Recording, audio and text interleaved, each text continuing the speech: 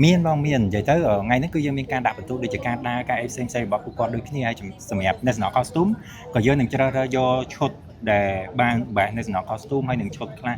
ដែលយើងឲ្យចូលទៅក្នុង top សម្រាប់ពេលដែលបេក្ខភាពយើងគាត់ទៅប្រកួតនៅលើឆាកអន្តរជាតិគឺយើងយកឈុតអស់ហ្នឹងគឺទៅប្រកួតតែម្ដងបាទញីស៊ូបងបាទសុខសប្បាយទេបងសុខសប្បាយមើលទៅការងាររវល់ខ្លាំងណាស់អូយរវល់និយាយទៅសង្ឃថាអត់មានពេលហូបបាយបាទមិនដែរបាទសុខភាពបាទនិយាយទៅសុខភាពធម្មតាគ្រាន់តែរៀងសក់សាច់តិចបាទស៊ូនៅស្អាតឃើញរៀងស្រក់រៀង slim បាទចង់ថារវល់ខ្លាំងឬក៏យើងសុខភាពចង់ slim ចង់សេវរៀងឬក៏យ៉ាងណាបាទរវល់ខ្លាំងរវល់ជាមួយកម្មវិធីដោយសារតែយើងមុននឹងកម្មវិធីគឺយើងត្រូវការរៀបចំអីច្រើនបាទអញ្ចឹងភាគច្រើនគឺខ្ញុំរៀបចំខ្លួនឯងច្រើនបាទទៅពេលនិយាយទៅអត់សូវមានពេលសម្រាប់អញ្ចឹងណាបាទសូមញ៉ាំសុំសួរចំគោលដៅយើងតែម្ដងបាទសម្រាប់កម្មវិធីថ្ងៃនេះគឺជាកម្មវិធីអ្វីដែរថ្ងៃនេះគឺជាកម្មវិធី The Next Icon Fashion Show ហើយជាមួយនឹងកម្មវិធី National Costume បាទគឺការប្រកួតឈុតតំណាងជាតិប៉ុន្តែយើងរៀងខ្លាចជាងគេតិចដោយសារតែខាងបេក្ខកានឌីរីគឺគាត់ប្រើជាស្បែកខ្មែរវិញដោយសារយើងចង់បង្ហាញស្បែកខ្មែរបាទ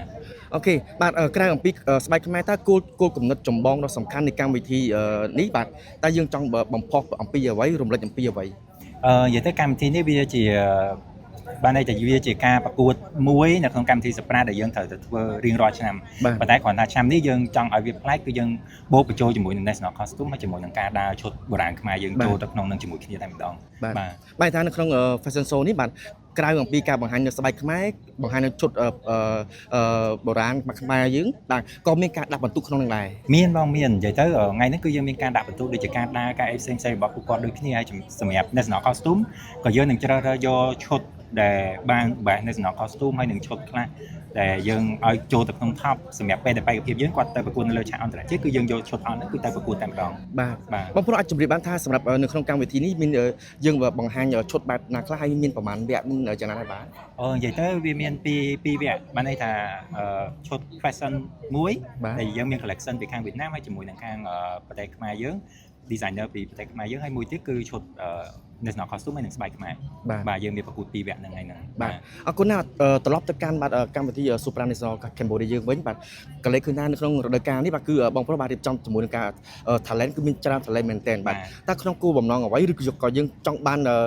បេក្ខភាពនៅក្នុងរដូវកាលនេះនៅក្នុងឆ្នាំនេះគឺថា the best តែម្ដងឬក៏យ៉ាងណាបាទបាទនិយាយទៅគឺចំណុចហ្នឹងគឺជាចំណុចពិសេសនៅ Supra ដោយសារតែ Supra គឺមាន talent ដែលតម្រូវឲ្យពួកគាត់ត្រូវតែ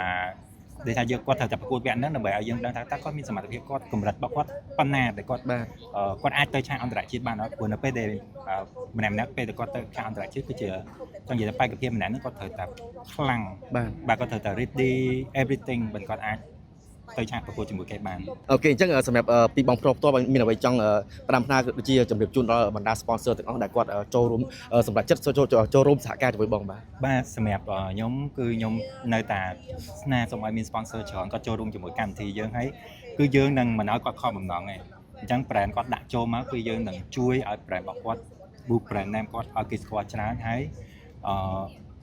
យើងគិតចំណែកមួយថាបើសិនជាម្ចាស់ sponsor គាត់គាត់ថាគាត់ចង់ចូលរួមជាចំណែកមួយជួយប្រម៉ូទពីប្រទេសកម្ពុជាគឺចូលជាមួយ Supra Cambodia គឺអត់ខកបំណងទេបាទដោយសារកម្មវិធីយើងគឺយើងតែងតែព្យាយាមលើកស្ទួយពីវប្បធម៌ខ្មែរអរិយធម៌ខ្មែរអ្វី everything ដែលនៅក្នុងប្រទេសកម្ពុជាគឺយើងនឹងព្យាយាមប្រម៉ូទទាំងអស់បាទមិនមែនថាយើងចប់កម្មវិធីហើយយើងស្ងាត់ទេចប់កម្មវិធីគឺយើងនៅតែមាន winner យើងពី title នីមួយៗគឺយើងនាំគាត់ប្រម៉ូទពីតំបន់ទេសចរប្រម៉ូទពីនេះពីនោះពីទៅគឺព្យាយាមដើម្បីប្រទេសកម្ពុជាយើងតែម្ដងអញ្ចឹងយើងក៏នៅតែស្នើគឺសូមឲ្យម្ចាស់ sponsor ផ្សេងៗគឺគាត់